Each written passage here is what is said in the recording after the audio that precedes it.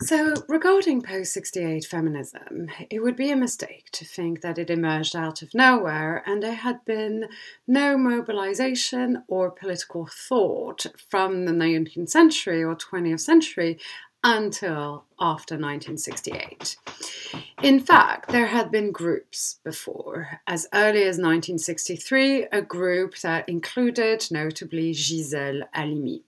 But also, there had been activism in the 1950s on the part of Catholic doctor Dr. Lagrue-Vallée-Heil, who was intent on legalizing contraception as a benefit to married women and to families. But these groups, by 1968, were deemed reformist, and instead we see a new generation come on the scene and argue for a different form of feminism. So rather than saying there's a sudden eruption, let's think of it as a reconfiguration.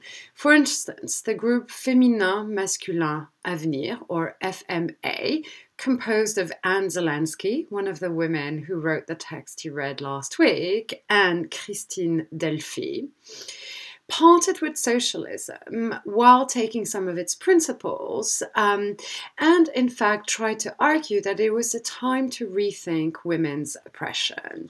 They believed that technical progress was no longer the engine of freedom, and that it was their mission to battle, and I quote, the oppressive role of men for women, sacrosanct monogamy, the taboo against women's pleasure, and instead to call for women's sexual freedom, the valorization of female sexual pleasure, masturbation, and recognition of homosexuality, or what it meant to be a lesbian. But they were also critical of capitalism, as well as bourgeois morality and the autocratic modern family. And in this, they were very much a product of the political imagination that emerged after 1968 and the effervescence that we can see all around the world as new political movements emerge with incredible energy and with utopian conviction that revolution could be enacted and implemented. Now, of course, there were other groups, as you read last week, but most important for us is the ways in which some of these reframe socialist thought or Marxism to analyze women's oppression, connecting sex and class, and realizing, as Beauvoir did in the 70s, that socialism alone was not enough. And in this way, they were also energized by the eruption of the 68 movements, a moment when suddenly these young women read Beauvoir's The Second Sex and were especially taken by her analysis of the female body as the site of socio-political involvement. And these feminists, many of them were young women, either high school students or young progressively minded professionals who came to see that feminism was needed because even the leftist thought and practice that traversed May 68 still left the question of what we would call gender inequity, and in fact what they called the oppression of women, unthought.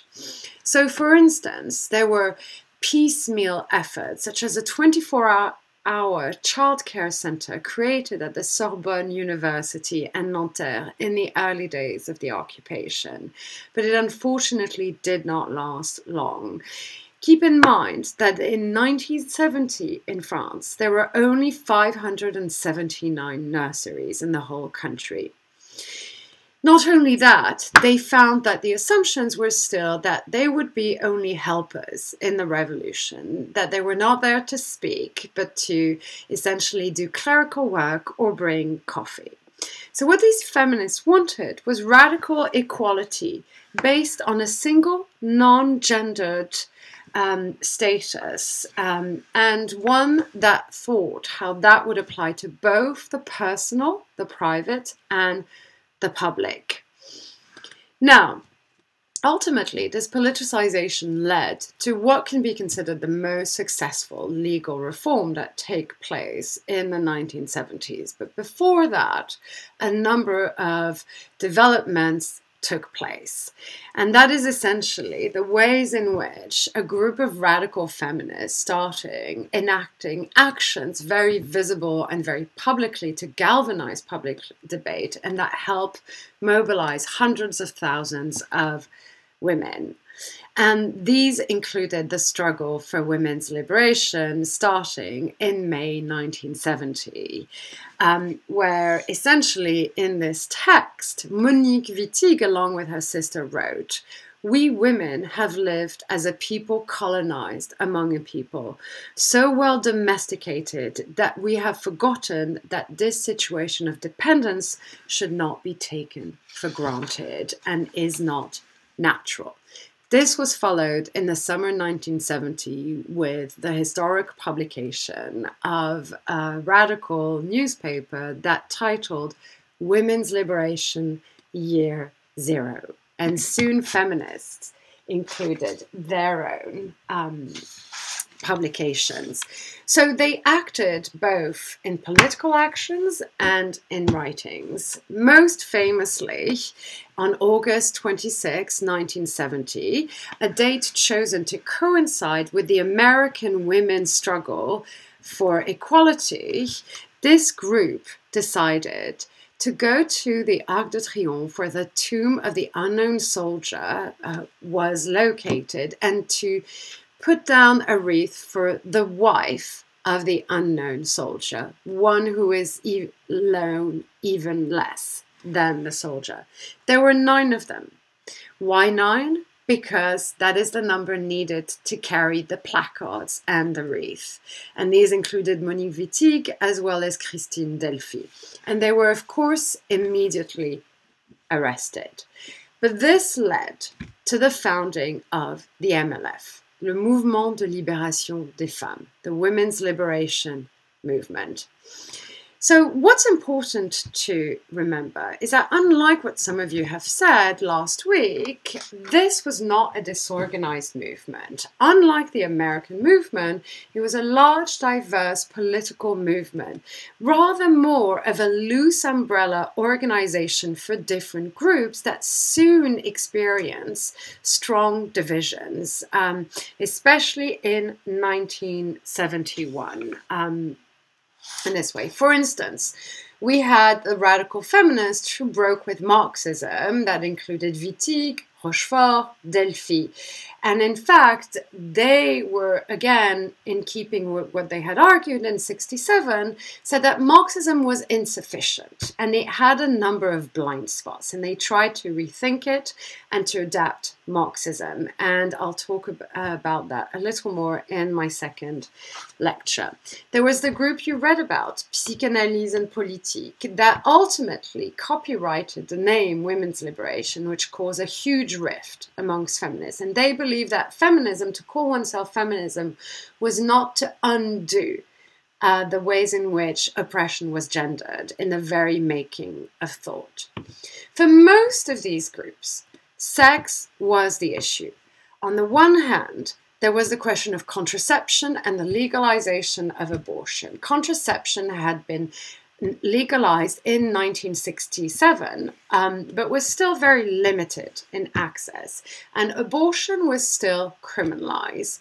On the other hand, there was the question that emerged of lesbian sexuality, and a number of these feminists came together with men to create the FAR, Front Homosexuel d'Action Révolutionnaire, the Revolutionary Action Homosexual Front.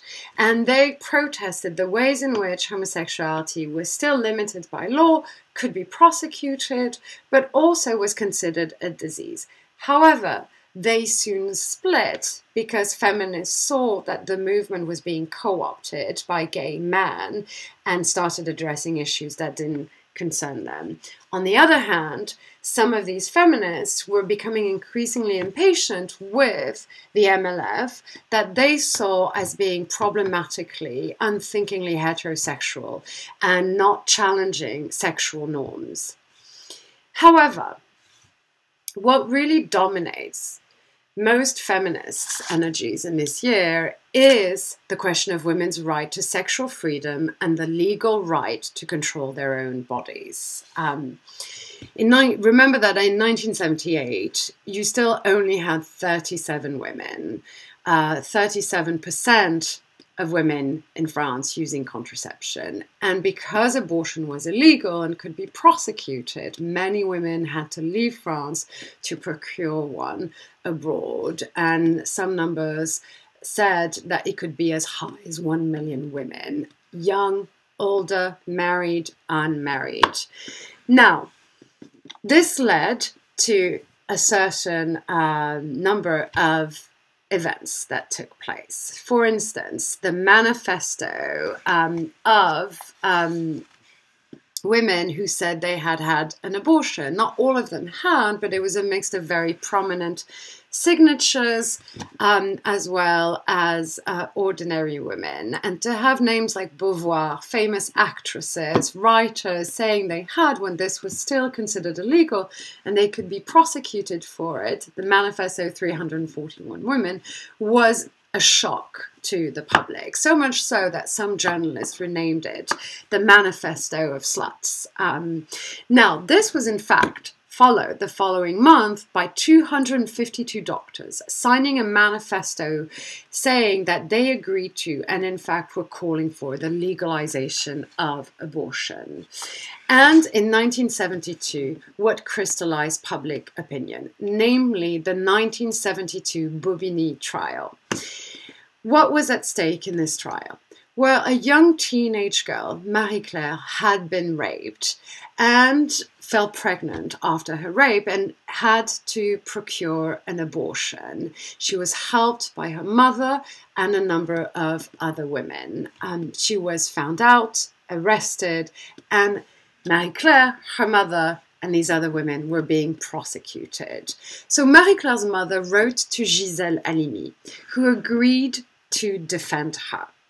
And Gisèle Halimi did as she had done with the Jamila Boubacha trial. She publicized it. She essentially called to the bar those who would testify as to why Marie-Claire and her mother had had no choice but to do that. And what was criminal was not what she had done, but the fact that the state still maintained abortion was illegal in this manner. And they even released the transcripts of testimonies for everyone to read, leading to Beauvoir writing a very powerful, moving indictment of the law and why abortion should be legalized. And you'll see some of these scenes, in fact, in Agnès Varday's film. This ultimately led to the campaign ordered by a center-right president for his Minister of Health, Simone Veil, to pass the Veil law, legalizing abortion in 1974, but not before heated debates in Parliament. That law was temporary. It was for 5 years, but in 1979, finally, this was made permanent.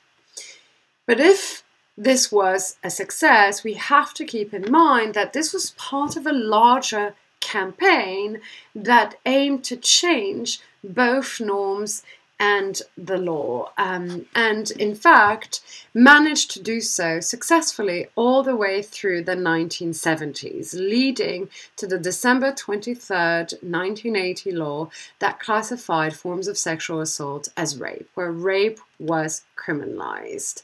This is the context in which Agnès Varday's film and Monique Wittig were writing, and in fact feminism was incredibly successful as both a political movement, sensitizing to questions of culture, society, but also being able to push for the change of legislation until 1981, where energies had dissipated, a left-wing government was elected, and we have a shift from this radical movement to a reformist movement as it was institutionalized, leading to a different era of feminism, activism, and consciousness.